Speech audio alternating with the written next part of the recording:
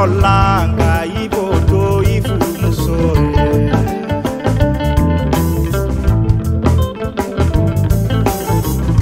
musobese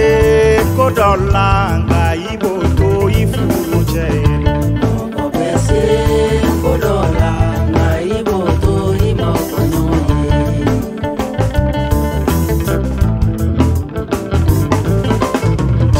Yesu tumese kai pasa ya manga sona neni ekoso obese kodolanga iboto imokonyoye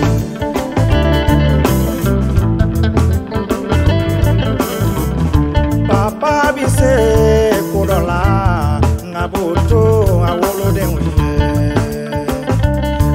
de unye Mama bise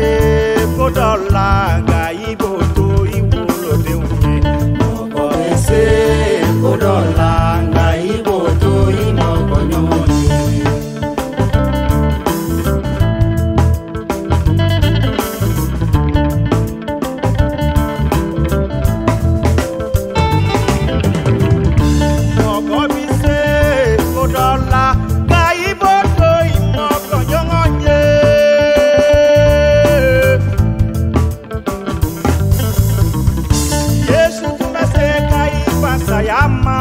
Asarane ni ekoson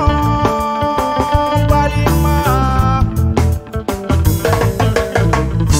Yesu tumeseka ibane ni lima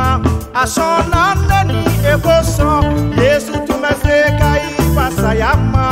asonane